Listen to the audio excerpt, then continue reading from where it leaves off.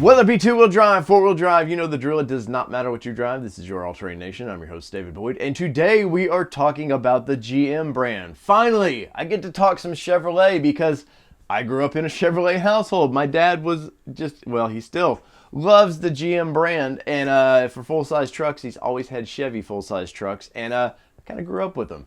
And you look at the ones from the late 80s, early 90s, man, Chevy changed the game when it came to full-size truck. But are they continuing to lead the pack? Or are they just allowing Ford and all the other brands to, they're going to start following them? Who knows? But we got the new ZR2 package in, and I'm super pumped about this. Finally, Chevy was allowed to start competing with the Raptor. Now, will I say it's a full-blown compete with the Raptor? No. But I think what it's the best of both worlds. To me, the Raptor is it's a desert running beast. And then you look at the TRX, which is just a horsepower beast. This seems to lie like straight in the middle of what the consumer would want. Something that you could take off-road, you could go do a little, I hate to say rock crawling, but you could go do some off-roading. But yet if you want to take it out to the desert as well and play, you've got lots of room either way. Where I think, once again, I think TRX is just your drag strip pickup truck, and the Raptors, it's a desert runner. But anyways, let's break down this truck and let's get into this thing because I want to show you some pictures and I want to give my opinions on it. So let's do this. All right, so like I said at the beginning of this, I grew up in a GM household. My dad was a hardcore guy. He had a 1976 Silverado that he bought brand new, and he ran that thing till it basically rusted and fell apart sometime in the early 90s. Like, literally, my dad loved that truck, and they've always had, whether it be GMC or Chevrolet, that's been the brands that I grew up with. Now, I like all brands, but I do have a little warm spot in my heart for the Silverado. And finally, like I said earlier, GM is getting into the kind of off-road truck segment. They did so well with the Colorado package of the ZR2, and why it's taken so long for them to adapt the full guy, the big boy, into it, I don't know. But I have to say, I like this truck a lot. I think it looks completely different than most trucks now. I know at first when this kind of new design came out, people were like, I don't know. But a lot of times when something's new, people's first reaction is, I don't like change. And all through the 2000s, I thought the Silverado was just stuck in this weird pattern. It just didn't do anything for me. It was never on my list just due to looks. But I like the Trail Boss package, and I've thought for the channel, maybe that's the next vehicle we look at. But now they brought the full ZR2 package out, and I'm pretty pumped about it. You see that picture next to me here. I like that a lot, and I think the imagery and everything they've sold on is really nice. Obviously, tow hooks mean everything now for whatever reason. Though those, I have to say, versus some of the brands I've seen, those look a little wimpy there. But, I'm sure they're very, very capable. But look at that skid plate, man. That big, beefy skid plate. And you're getting an off-road oriented bumper, which I like a lot. And I like how it gives a lot of access to the front tires and just allows, it's not like, I know with the Bronco and some of these, you have to take the little pieces off if you want to do this. This just, they've kicked ass with the ZR2 package in the Colorado with this style bumper. And I like it a lot. And, of course, it gives you a lot of approach and departure angle. But speaking of that, let's get into some of the better parts of this vehicle. All right, so this is from GM's press room, and we'll just go through a little bit of it. I'm not going to nail. I'm this. Guys know this isn't the channel that's going to just wear you out with all the technical stuff. But let's get into this. So the ZR2 is the flagship of the Chevrolet brand, and it's going to take the next level of off-road capability right from the factory and validate it in the grueling Best in Desert Off-Road series, with the front and rear lockers and Multimatic DSSV dampers. Now, front and rear lockers. Now, with the Trail Boss package, you've been able to get rear lockers, and that's cool. If you're going to, I think a lot of times rear lockers, just for if you're pulling something, you're trying to get a trailer, pulling through the mud or something, those rear lockers are great.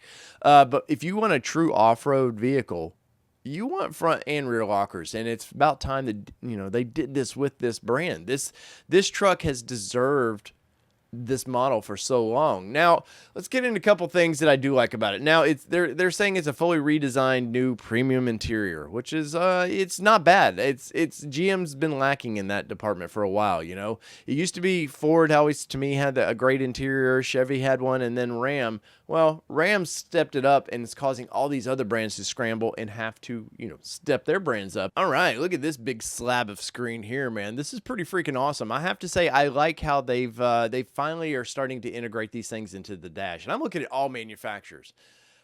I don't need the Tesla style where they used to stick up through the dash so people saw that you had this big monitor sitting there. I want my vehicles to be blended, to look like they belong there. And this really looks like it belongs there. And for GM in general and Chevrolet brand who we're talking to now, finally they're taking, you know, their radio packages have just looked bad.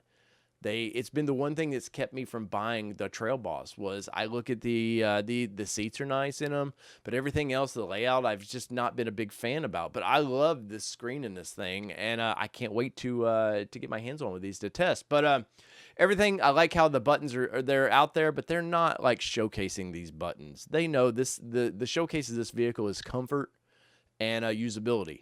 And so they're there, and you see the front and rear lockers there. You see all the hazard, everything that you're going to want to push through there. Obviously, it's got the dual climate control, and I like how all manufacturers are starting to put the degrees of the temperature in the middle of the knob. Like, I don't have to look at another screen when I'm touching, especially for drivers' distractions. When you're grabbing that screen, you're taking your eyes off the road for a second. When you're grabbing the knob, you see the right where you're grabbing, you also see the temperature, so you can make your fine-tune adjustments, which I like that a lot.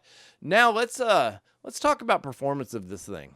All right, so let's break down some of the numbers here, and I'm not doing a deep dive into this thing. When we get better numbers for this, we'll go about it. But 420 horsepower. Now, does that put it in? It puts it near the Raptor with the twin turbo, but it's not quite there, especially for having a big 6.2 liter V8. Like, the thing, you would expect a little bit more from that, but maybe they have something coming down the road. Maybe they're going to do much like Ford is with the Raptor. You're going to get a basic like V6 version, and then maybe they offer the big biggie boy for those that want it maybe next year or the year after.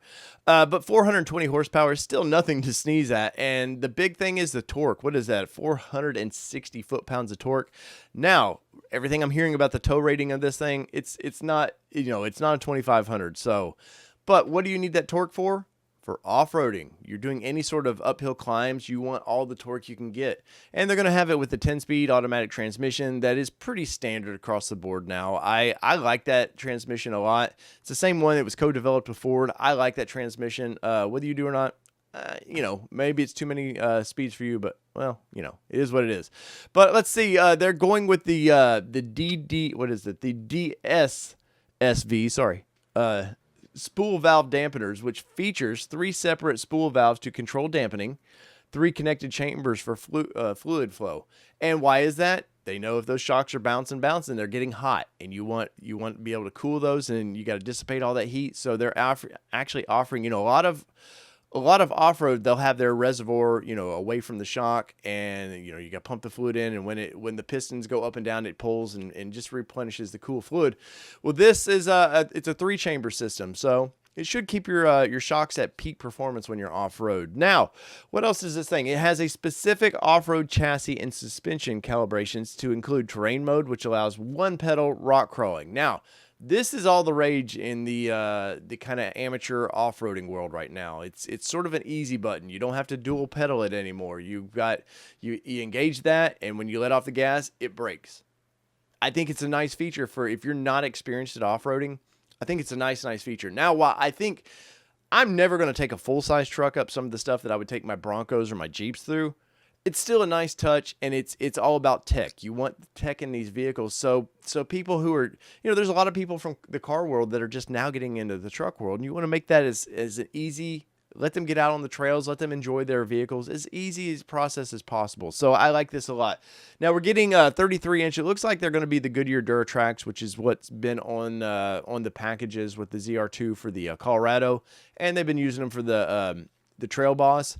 I would have liked to seen them do a, like the 315/70 17s that they're putting on pretty much any other off-road toys, which is like a 34.5. I think it would look better, but I think all these manufacturers are smart enough to know now, let's give them a tire that looks aggressive.